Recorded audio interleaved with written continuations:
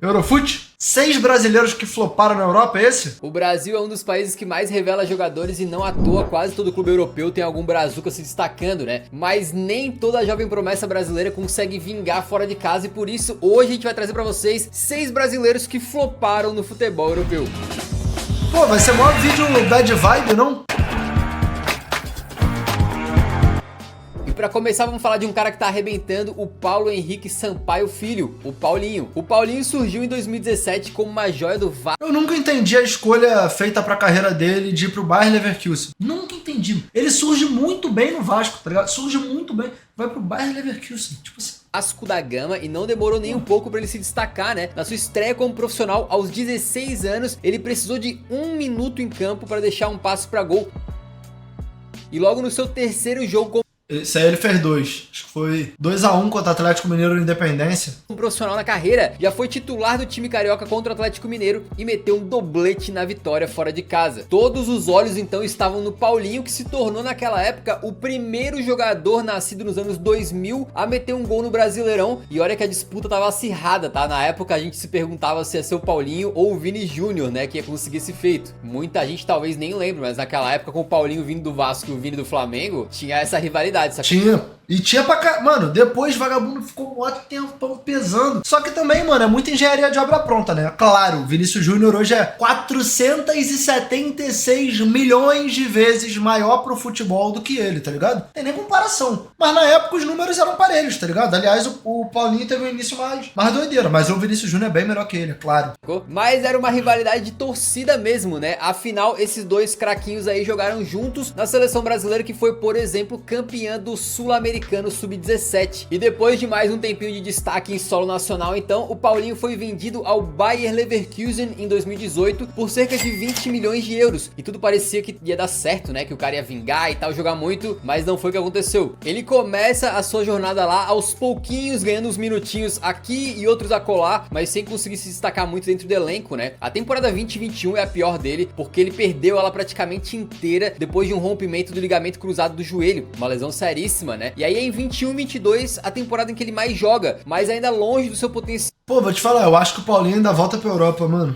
Tanto é que na temporada seguinte, ele vira reservaço absoluto, sequer sendo relacionado em alguns jogos. Ainda jovem, tava na cara que o Little Paulo aí precisava de novos ares, né? E ele finalmente conseguiu encontrar justamente no seu antigo carrasco, o Atlético Mineiro. Sob o comando do Filipão e fazendo uma baita parceria com o Hulk, o Paulinho arrebentou a boca do balão no Galo em 2023, fazendo uma segunda metade do Campeonato Brasileiro absurda, agora jogando como atacante, né? Ele meteu 15 gols só no retorno do campeonato, terminando a liga como artilheiro com 20 gols na frente muito bom, de caras, mano. por exemplo, como o Luiz. Vai sair esse ano? Acho que não, pô. Quer dizer, marca pra frente que você tá falando. Agora nessa janela eu acho que não sai, não. Mas eu acho que ele volta pra Europa, mano. Qual é, mano? Ele é muito bom, mano. Vagabundo também acha que, pô, não deu certo em um clube ali. Pô. Zito Soares, o craque do campeonato, que marcou 17. O Paulinho nesse momento tá com 23 anos, já deu uma volta por cima na carreira, né, brilhando muito no Galo. Quem sabe ele não tem a oportunidade mais uma vez de brilhar no futebol europeu no futuro. Agora jogando mais como atacante, né, metendo mais gol. Recentemente foi parar na seleção do Fernando Diniz, então tá ganhando destaque aí, quem sabe é pra ficar de olho. O próximo nome Mas, pô, não acho que ele deve ir pra, pô, campeonato alemão, tá ligado? A lista justamente teve essa segunda chance, né? No caso, ele foi pra Europa, não deu muito certo, voltou pro Brasil, depois voltou pra Europa, não deu muito certo de novo e voltou pro Brasil de novo. É o Gerson do Flamengo. E claro, o Gerson poderia até ter parado aqui no primeiro vídeo que a gente fez, né, de brasileiros que floparam na Europa, mas acabou ficando fora e entrou nesse aqui, né? Inclusive esse é um tema aí que, se você reconhecer, é justamente porque a gente já fez, digamos, a parte 1 desse vídeo, né, com outros caras lá como o Gabigol e o Ganso e tal, e agora estamos fazendo como se fosse a parte 2, beleza? Então se faltar algum nome que a gente não falou aqui, dá uma colada na parte 1, que é possível que a gente tenha falado lá já, beleza? Mas enfim, o Gerson era uma grande promessa das Laranjeiras, né? E se destacou justamente pelo Fluminense, sendo peça importante da equipe em 2015. E aos 18 anos, ele foi vendido ainda no final do ano pra Roma, mas ele ficou no Flu por alguns meses ainda, né? E aí quando ele vai pra Itália, o Gerson, que é um meia muito polivalente, acaba tendo pouquíssimas chances e de fato preenche no elenco aquela vaga de promessa que sempre fica no banco e entra só de vez em quando no finalzinho, sacou? Ele até ganha a chance de ser titular num jogo bem curioso, contra a Juventus, né, jogo grande, e ele atua mais aberto pela direita, como um ponta direita mesmo, e quando ele é substituído, ele sai para a entrada de ninguém mais, ninguém menos do que Mohamed Salah. Aquelas coisas malucas do futebol que tu fala, não é possível, mas aconteceu. Na próxima temporada ele joga bem mais, né, pela Roma, e depois acaba sendo emprestado pra Fiorentina, onde ele é titular quase sempre, só que a Viola fez uma péssima temporada e brigou pra não cair. E aí quando ele volta pra Roma, tá sem espaço, e é o momento onde a carreira dele realmente decola, porque o ano é 2019. Ele volta pro Brasil para jogar no Flamengo de Jorge Jesus. Ele chega como Coringa e logo se torna um dos melhores meio-campistas. Mano, o Gerson eu já acho que é craque, mas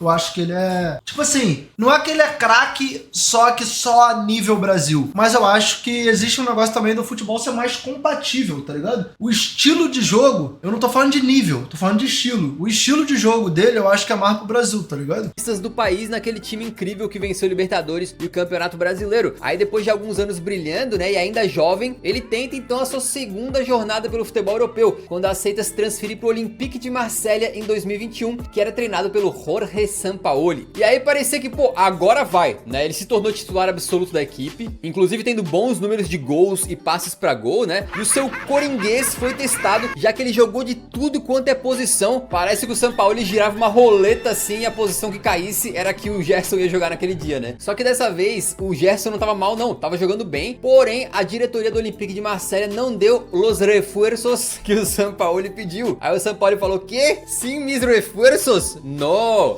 E saiu, né? Pediu o chapéu. Aí quando chegou um técnico novo, que era o Igor Tudor, ficou Tudor bem mal pro Gerson, né?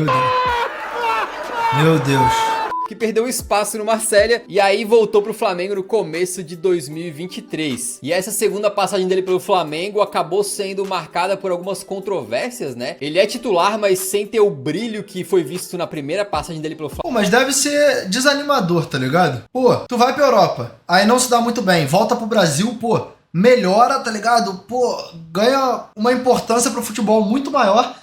Vai tentar a Europa de novo. Mano, começa a dar tudo certo. Tu começa a ter espaço, começa a fazer gol, dá assistência, vira titular absoluto. Pô, chega um outro treinador, não quer mais ele, foda-se, ele volta pro Brasil. Pô, dá uma desanimada também, né, mano? Flamengo, né? E se envolveu num caso, por exemplo, em que ele deu um socaço na cara do Varela, seu companheiro de equipe, nessa temporada meio UFC que o Flamengo teve aí, né? É um jogadoraço, mas de fato na Europa não vingou. E por falar em soco, se você estiver curtindo esse vídeo, deixa um soco no like, que ajuda muito o nosso trabalho.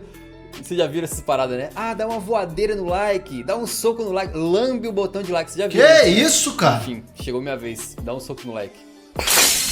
Inclusive parece que o Flamengo teve como modelo de contratação, digamos assim, caras que não deram certo na Europa, né? Teve o Gerson, né, o Gabigol, o Pedro, e também é o caso do Thiago Maia, que tava sem muito espaço no Lille, e do Luiz Araújo, né, promessa do São Paulo, que também passou por esse clube francês aí, não se destacou tanto, e hoje tá no Mengão. Todos eles poderiam estar nessa lista, só que o caso que a gente vai colocar aqui, pra mim é até bem mais emblemático, né, que é do Everton Cebolinha. O Cebola tinha tudo pra dar muito certo, né, primeiramente um apelido carismático, hoje é raro, tá ligado? Se eu fosse jogador seria Pedro Silveira. Cadê os apelidos, né? Bem que esses dias eu vi um Mbappé da Shopee na copinha.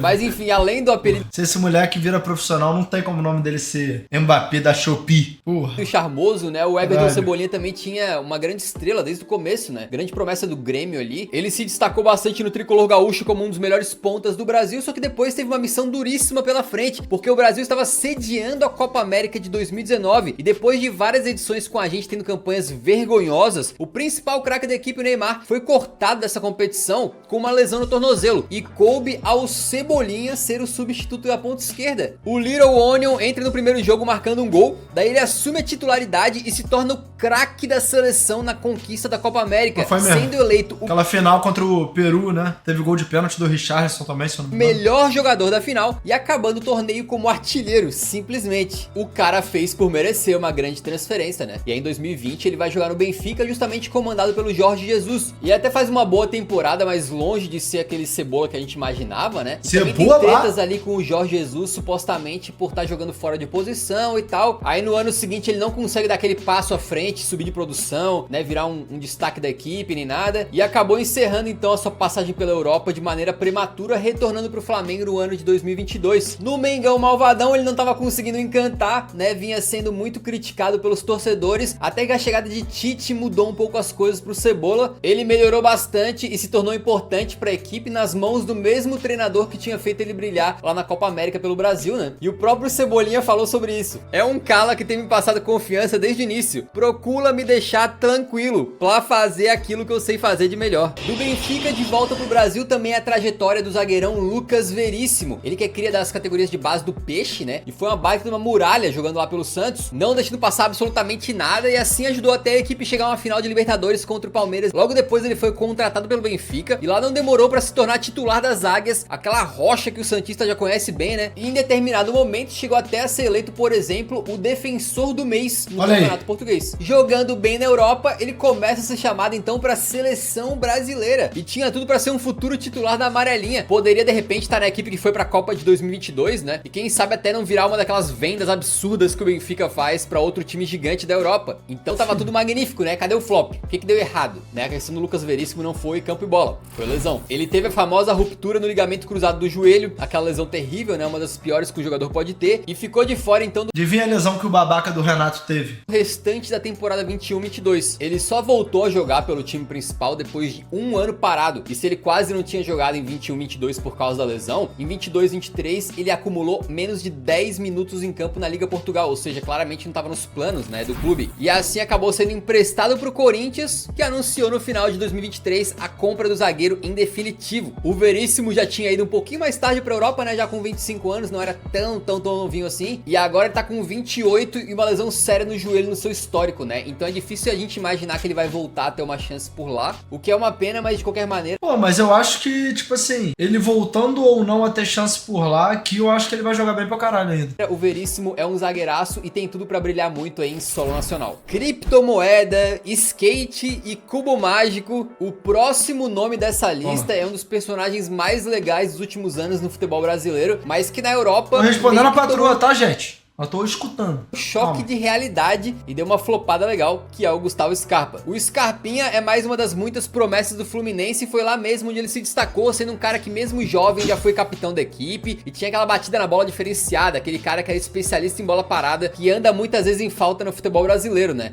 O final dele no Fluminense foi meio conturbado, com ele tendo seu contrato rescindido na justiça depois de um atraso nos salários. E foi então que ele assinou com o Palmeiras e teve seu destaque nacional, sendo um cara importante, vencendo ali 2 vezes a Libertadores e também 2 vezes o Brasileirão, sendo inclusive coroado craque do brasileiro nessa última conquista dele em 2022. E a gente sabe, né, os caras estão saindo cada vez mais jovens pro futebol europeu, e o Scarpa já tava com 28. Obviamente ele não era visto como uma promessa que poderia se desenvolver um monte lá fora e nem nada, só que ele tinha o sonho de jogar, né, no estrangeiro. E ele conseguiu realizar esse sonho. Afinal, pra quem tem pensamento forte, o impossível é apenas uma questão de opinião. E assim no começo de 2023 chegou no Nottingham Forest para jogar a Premier League. Mas vamos falar de nível técnico, porque a realidade bateu e a gente acabou vendo uma discrepância de qualidade muito grande, né? Se no Brasil ele chegou a ser o melhor jogador do Brasileirão, ele foi pro Forest, um time modesto na Inglaterra, e não conseguiu de jeito nenhum ser titular, sendo reserva absoluta da equipe, né? E não dá nem pra dizer que ele aqueceu o banco, porque muitas vezes ele não era nem relacionado para as partidas e era preterido até pelo famoso Jesse Lingard. Exatamente, mesmo o Lingard passando por uma fase tenebrosa, às vezes ele ficava na frente na hierarquia ali, né, do que o Scarpa. Não adiantou orar e assim ele foi da Inglaterra para a Grécia para jogar no Olympiacos. Também não se destacou por lá e jogou pouquíssimo, velho. E vamos combinar que essa questão do golpe milionário que ele sofreu aí com criptomoedas deve ter mexido bastante com a cabeça dele, né? Inclusive ele chegou a ser liberado pelo Nottingham Forest para voltar ao Brasil e tentar resolver essa treta. Mas no final das contas, ainda assim não tem como defender tanto, né? Porque, pô, o cara jogou em 2 clubes, onde supostamente pela qualidade dele, ele teria condições de se destacar, né? Não conseguiu ser titular em nenhum deles e saiu com 0 gols e 0 passes pra gol em um ano.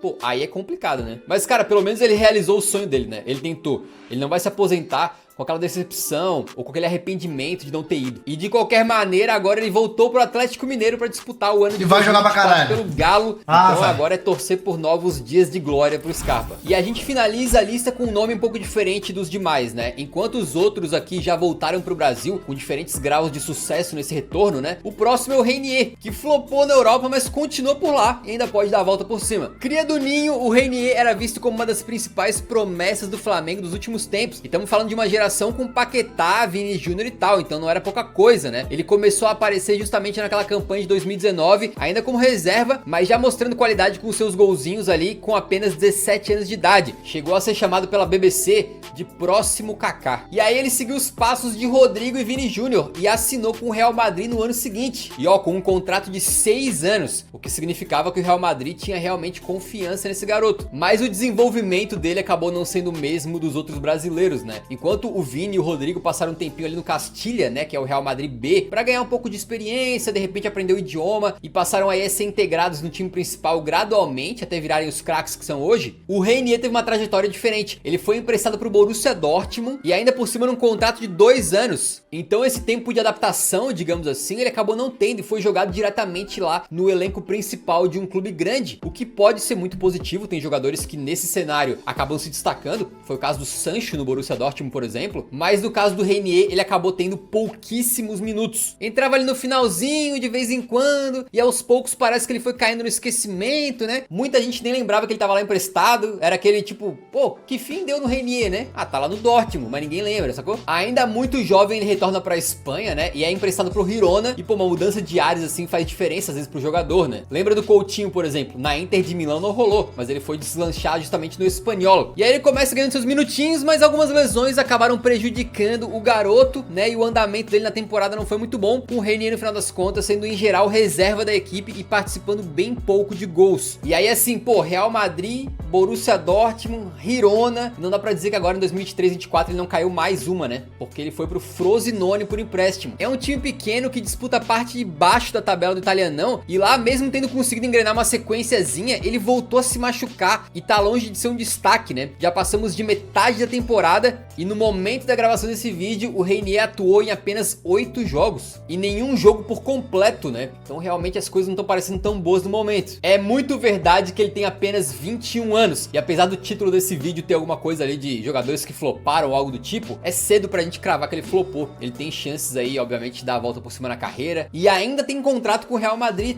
Mas até o momento dá pra dizer que flopou, tá ligado? Se ele desflopar, aí são outros 500, mas no momento... Porém, a trajetória dele na Europa parece nesse momento de flop. É improvável imaginar que um jogador que não tá se destacando nem no Frosinone vai ter algum espaço no time merengue, né? Ou talvez algum outro time médio pra grande da Europa. Pô, eu vou me arriscar a dizer uma coisa aqui. Você se destacar nesse time que ele tá hoje é mais fácil que se destacar no Campeonato Brasileiro, velho. Tá ligado? Porque, mano, a gente tem muito essa parada de ficar diminuindo o nível do Campeonato Brasileiro, mas a real, mano, é que se você tira os grandes lá, terceiro, quarto, primeiro, segundo e tal, qual é, mano? Tem um monte de time baba, mano. Um monte de time ruim, tá ligado? E, porra, aqui eu já acho que, pô, pelo campeonato ser muito equilibrado, claro, vai ter uma diferença do primeiro pro 20º, é óbvio. Mas, tipo assim, pô, até tal rodada tinha 10 times custando ser rebaixado, 10 times custando ser campeão, tá ligado? De ir pra Libertadores. Então, tipo assim, o nível médio do futebol brasileiro, cara, um bagulho que me mata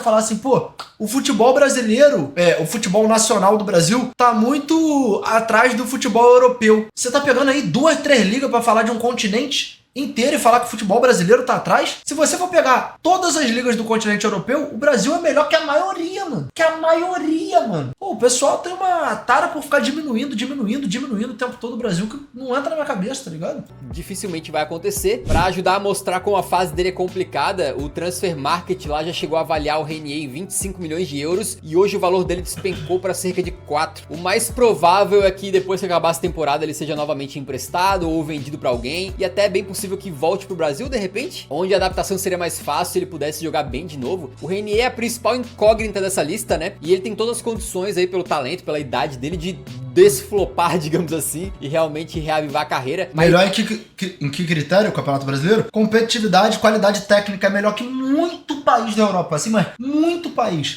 Ah, mas a Premier League, você tava falando que o Brasileirão é melhor que a Premier League? Não, você tá pegando uma liga específica, pegando uma liga, uma. E ainda assim tem time na Premier League que é ruim, tá ligado? É porque, mano, a gente fica vendo o jogo do City com o Arsenal e passa como régua de que a Europa é isso aí. E não é, tá ligado? Mas no momento, olha, não deu certo na Europa não. Se você curtiu esse vídeo de flops, também vai curtir o vídeo que tá aparecendo mais ou menos aqui na minha mão, que fala de jogadores que estão se destacando na Europa nessa temporada. Assiste lá que a gente sai desse negativismo e vai falar de coisas positivas, beleza?